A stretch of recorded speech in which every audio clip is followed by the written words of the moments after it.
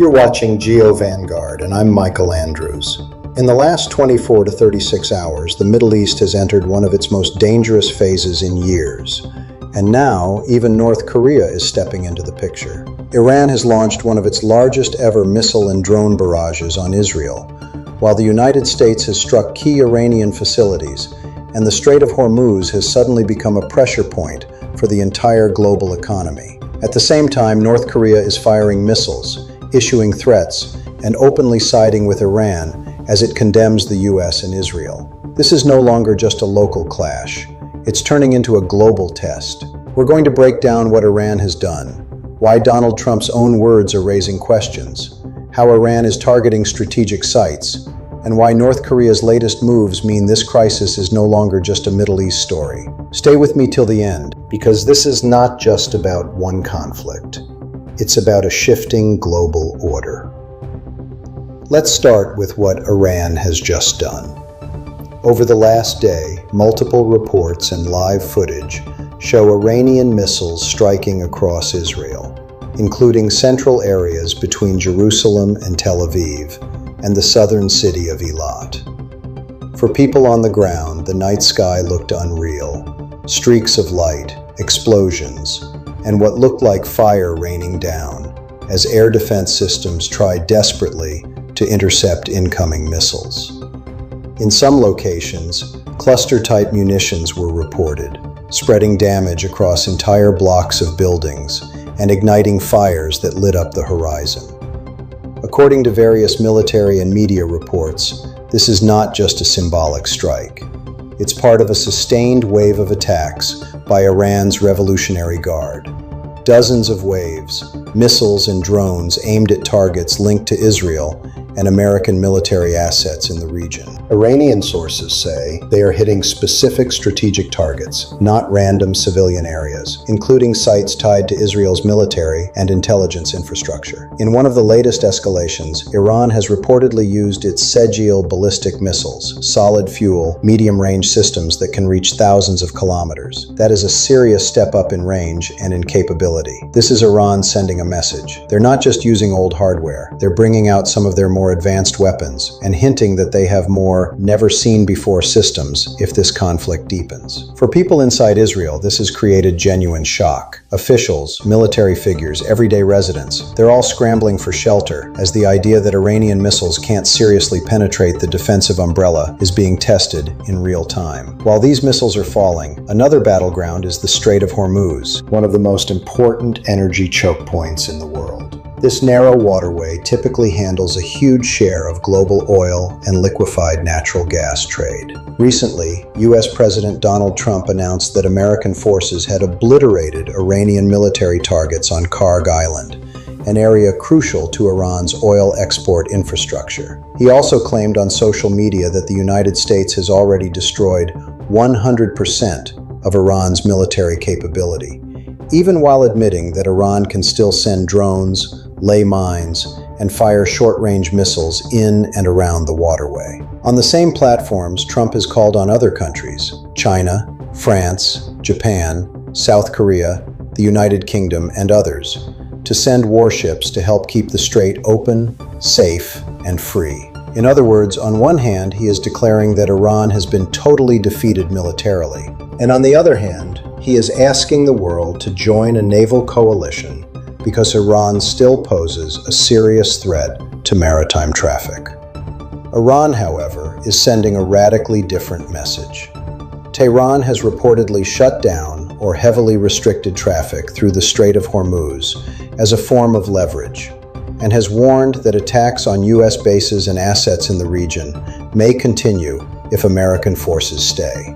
In his first statement after taking office, Iran's new supreme leader, Mojtaba Khamenei, insisted the strait must remain effectively closed as a bargaining card against the United States, and he hinted that Iran could extend pressure to US bases across the region.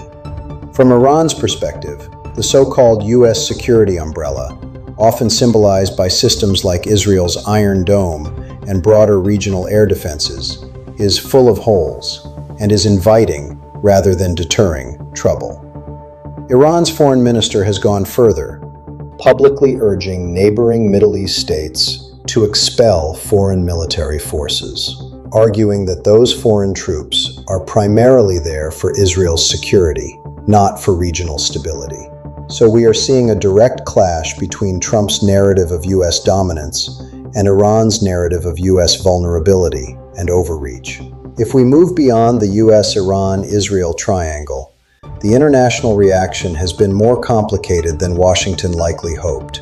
Trump's calls for a broad naval coalition at Hormuz mentioned major powers like China, France, Japan, South Korea, and the UK. But the responses have been cautious or outright negative.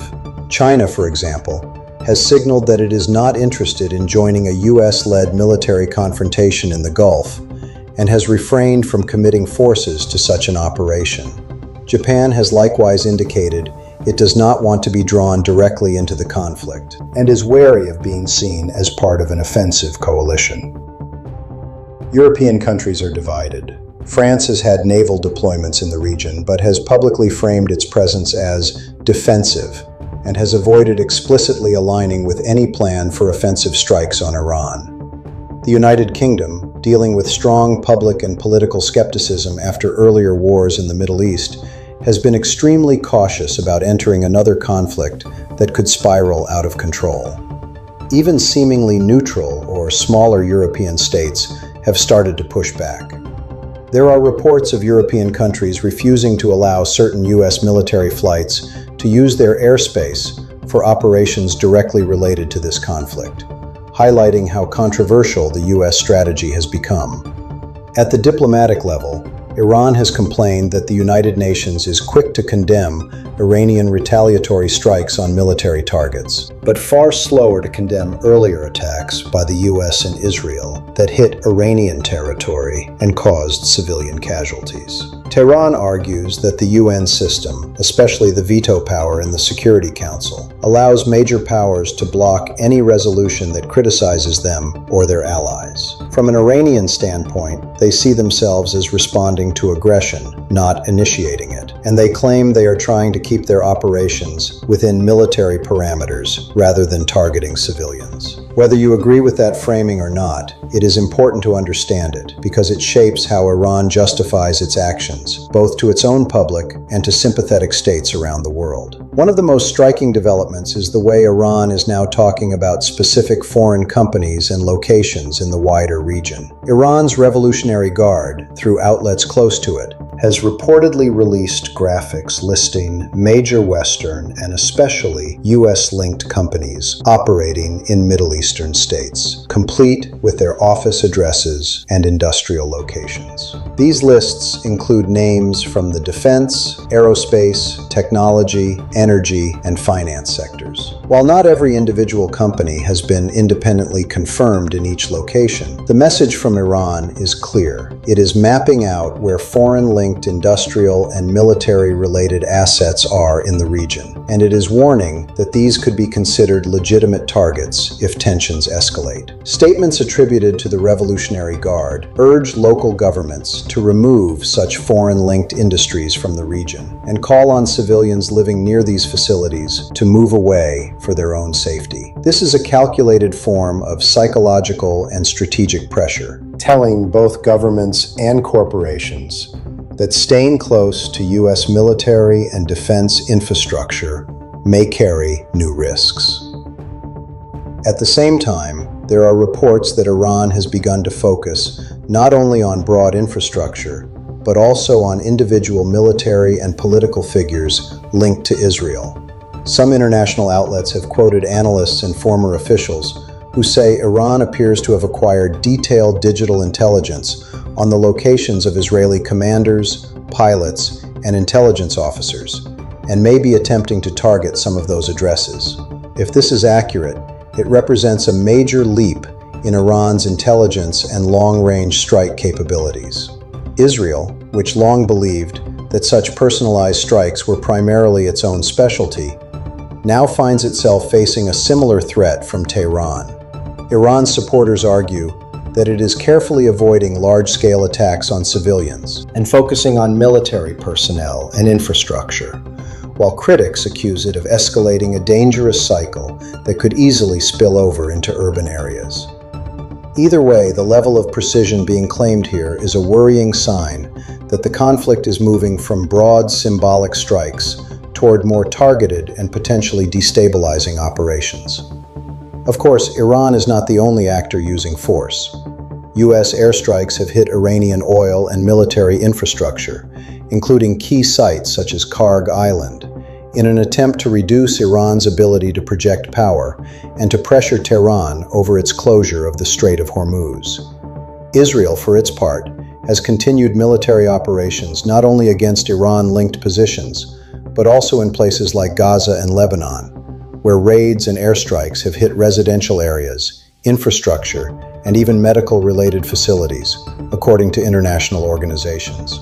The World Health Organization and other bodies have documented repeated attacks on healthcare facilities and medical workers in the region in recent weeks, causing casualties among doctors, paramedics, and civilians seeking treatment. This contrast, Iran claiming to focus on military targets, while reports highlight Israeli strikes that sometimes hit medical centers and first responders, has become a central part of Iran's narrative in global public opinion. Tehran points to these incidents as evidence that its enemies are violating humanitarian norms, while it tries to present itself as operating under stricter rules of engagement. At the same time, the United States and Israel frame Iran as the main destabilizing actor, pointing to missile attacks on cities and the closure of an essential global trade route as proof that Tehran is ready to endanger the entire international system. Both sides are fighting a war of narratives alongside the physical conflict, hoping to shape how the rest of the world views their actions. In many Western capitals, there is deep concern that any further escalation, especially involving long-range missiles or attacks on foreign industrial facilities, could drag multiple countries into a much larger confrontation. And that brings us to the other key player entering the stage: North Korea. While missiles fly in the Middle East, thousands of kilometers away, North Korea has been making moves that directly tie into this crisis. Pyongyang has issued statements strongly condemning the U.S. and Israeli strikes on Iran, calling them illegal acts of aggression and expressing full support for Iran's leadership. North Korea's foreign ministry has described the U.S. and its allies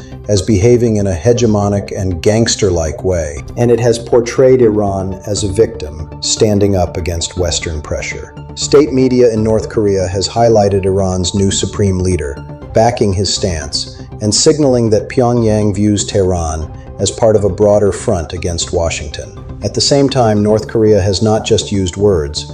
It has fired around 10 ballistic missiles into the sea in a show of force, coinciding with joint military drills between the U.S. and South Korea. These launches were not intercepted, in part because the United States has reportedly shifted some air and missile defense assets from Northeast Asia toward the Middle East to bolster Israel and regional bases, leaving perceived gaps elsewhere. Kim Jong-un has sent a mixed message. He says his country does not seek war, but will not avoid it if it is imposed on them. His sister, Kim Yo-jong, has also warned that the ongoing joint U.S.-South Korean military exercises could have horrible consequences, framing them as a direct threat. From Pyongyang's perspective, the current situation is an opportunity to strengthen its alignment with other states that oppose U.S. power, including Iran and Russia, while putting additional pressure on Washington by reminding it that the Korean Peninsula remains a flashpoint. By supporting Iran politically and testing missiles during U.S. drills, North Korea is signaling that any overextension of American forces in the Middle East could create vulnerabilities in East Asia. Analysts have started talking about the emergence of a new informal axis of states that are not formally allied, but increasingly coordinate politically against the United States: Iran, North Korea, and, to varying degrees, Russia and China. Both Pyongyang and Tehran have faced U.S. sanctions, isolation, and accusations of supplying equipment to Russia for its war in Ukraine, which has pushed them closer together ideologically. North Korea sees value in publicly supporting Iran because it reinforces its own narrative that Washington is a global aggressor that must be opposed from multiple directions. Iran, in turn, gains from showcasing international backing from countries that are already openly defiant of U.S. pressure. even if those countries cannot send large forces to the Middle East. On the US side, the administration is facing the challenge of dealing with simultaneous crises, managing an escalating military confrontation with Iran, protecting Israel and regional bases, keeping the Strait of Hormuz open for global energy trade, and deterring North Korea in East Asia, while some assets are redeployed to the Middle East.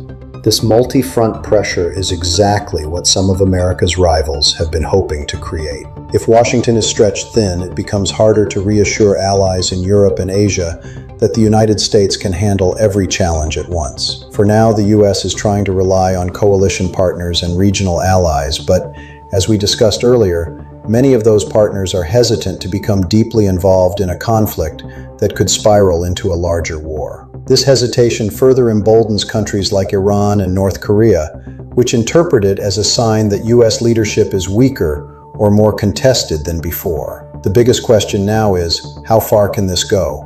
Iran has already shown it is willing to hit targets beyond its borders, and to close or severely restrict a vital maritime route, knowing this will hurt not just the U.S., but also Europe and Asia. If Iran decides to expand its list of targets to include more foreign-linked industrial facilities, offshore platforms, or infrastructure connected to states it views as supporting the U.S., the economic shock could be global.